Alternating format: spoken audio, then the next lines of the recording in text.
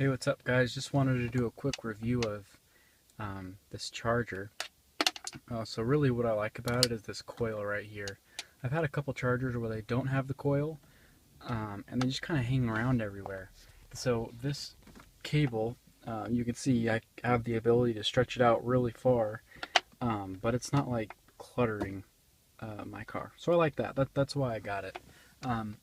Let's see if you can tell.